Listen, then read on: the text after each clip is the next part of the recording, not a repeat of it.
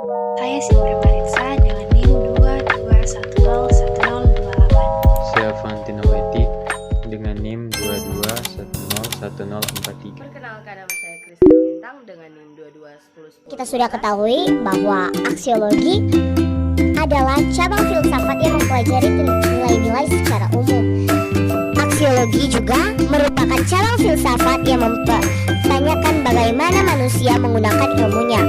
Nah, aksiologi dipahami sebagai teori nilai. Menurut Junjun S. Surya Sumantri tahun 2010 mengartikan bahwa aksiologi sebagai teori nilai yang berkaitan dengan penggunaan dari pengetahuan yang diperoleh. Menurut Francia Bacon dalam Junjun bahwa pengetahuan adalah kekuasaan. Apakah kekuasaan itu merupakan berkat atau justru malapetaka bagi umat manusia? Memang, kalaupun terjadi malapetaka yang disebabkan oleh ilmu, kita tidak bisa mengatakan bahwa itu adalah kesalahan ilmu, karena ilmu sendiri merupakan alat bagi manusia untuk mencapai kebahagiaan hidupnya. Sebelum lebih dalam lagi, harus tahu aksiologi itu berasal dari perkataan apa sih? Nah, aksiologi sendiri berasal dari perkataan aksio, bahasa Yunani yang berarti nilai, layak, pantas, patut, dan logos yang berarti teori pemikiran. Jadi, aksiologi adalah teori tentang nilai. Aksiologi merupakan teori yang berkaitan dengan kegunaan dari pengetahuan yang diperoleh. Aksiologi juga bisa disebut sebagai the theory of value atau teori nilai. Menurut Surya Sumantri, aksiologi adalah teori nilai yang berkaitan dengan kegunaan dari pengetahuan yang diperoleh. Nilai suatu ilmu berkaitan dengan kegunaan. Guna suatu ilmu bagi kehidupan manusia akan mengantarkan hidup semakin tahu tentang kehidupan. Kehidupan itu ada dan berproses yang membutuhkan tata aturan. Jadi, aksiologi memberikan jawaban untuk apa ilmu itu digunakan. Ilmu tidak akan menjadi sia-sia jika kita dapat memanfaatkannya dengan sebaik-baiknya dan di jalan yang baik pula. Sekian dari saya. Kategori dasar aksiologi menurut Susanto 2011. Teori nilai intuitif. Teori ini mengatakan bahwa sangat sukar jika tidak bisa dikaitkan mustahil. Nah, dalam teori ini mereka menegaskan bahwa nilai eksia sebagai perianti objek atau menyatu dalam hubungan antar objek dan validitas dari nilai tidak bergantung pada eksistensi ataupun perilaku manusia. Yang kedua, teori nilai rasional. Menurut teori ini, janganlah percaya pada nilai yang bersifat objektif dan murni, independen dari manusia. Fakta dari teori ini bahwa hanya orang jahat atau yang lalai yang melakukan sesuatu berlawan dengan kehendak dan wahyu Tuhan. Yang ketiga, teori nilai alamiah. Teori ini diciptakan manusia bersama dengan kebutuhan dan hasrat yang dialaminya.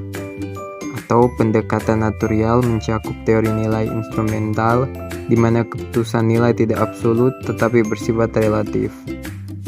Keempat, teori nilai emotif. Teori ini memandang konsep moral dan etika bukanlah keputusan 4-3 faktual, melainkan hanya merupakan ekspresi emosi dan tingkah laku. Nilai dan kegunaan ilmu atau aksiologi ilmu. Menilai berarti menimbang, yakni suatu kegiatan menghubungkan sesuatu dengan yang lain, yang kemudian dilanjutkan dengan memberikan keputusan. Keputusan ini menyatakan apakah sesuatu itu bernilai positif atau sebaliknya.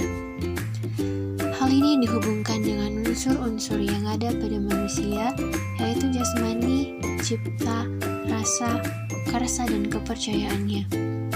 Dengan demikian, nilai dapat diartikan sebagai sifat atau kualitas dari sesuatu yang bermanfaat bagi kehidupan manusia, baik lahir maupun batin. Bagi manusia, nilai dijadikan landasan, alasan, atau motivasi dalam bersikap dan bertingkah laku. Ada 4 pengelompokan nilai, diantaranya yang pertama, kenikmatan, kedua, kehidupan, ketiga, kejiwaan, dan keempat, kerohanian. Sesuatu dikatakan material apabila sesuatu itu berguna bagi jasmani manusia. Demikian juga sesuatu dikatakan bernilai vital ketika ia dapat mengadakan kegiatan, dan sesuatu bernilai kerohanian apabila ia berguna bagi rohani manusia. Dalam Encyclopedia of Philosophy dijelaskan, aksiologi value and valuation ada 3 bentuk. Yang pertama, nilai digunakan sebagai kata benda abstrak. Jika dalam pengertian yang lebih sempit, nilai sebagai kata benda abstrak dapat diartikan seperti kata baik, menarik, dan bagus. Adapun dalam pengertian yang lebih luas mencakup sebagai tambahan segala bentuk kewajiban, kebenaran, dan kesucian. Penggunaan nilai yang lebih luas merupakan kata benda asli untuk seluruh macam kritik atau predikat pro dan kontra, sebagai lawan dari suatu yang lain, dan ia berbeda dengan fakta. Teori nilai atau aksiologi ialah bagian dari etika. Lewia menyebutkan sebagai alat untuk mencapai beberapa tujuan, sebagai nilai instrumental atau menjadi baik, atau sesuatu menjadi menarik, sebagai nilai inheren atau kebaikan seperti estetis dari suatu karya seni, sebagai nilai intrinsik atau menjadi baik dalam dirinya sendiri, sebagai nilai kontributor atau nilai yang merupakan pengalaman yang memberikan kontribusi. Yang kedua, nilai sebagai kata benda konkret. Contohnya, ketika kita berkata suatu nilai atau nilai-nilai, ia seringkali dipakai untuk merujuk kepada sesuatu yang bernilai seperti nilainya, nilai dia, dan sistem nilai dia. Kemudian dipakai untuk apa-apa yang memiliki nilai atau bernilai sebagaimana berlawanan dengan apa-apa yang tidak dianggap baik atau bernilai. Kemudian yang ketiga, nilai juga digunakan sebagai kata kerja dalam ekspresi menilai, memberi nilai, dan dinilai. Menilai umumnya sinonim dengan evaluasi ketika hal itu secara aktif digunakan untuk menilai perbuatan. Dewey membedakan 2 hal tentang menilai. Ia bisa berarti menghargai dan bisa juga mengevaluasi. Dari definisi mengenai aksiologi yang dikemukakan, Hamzah Bahtiar menyimpulkan bahwa permasalahan yang utama dalam aksiologi itu mengenai nilai.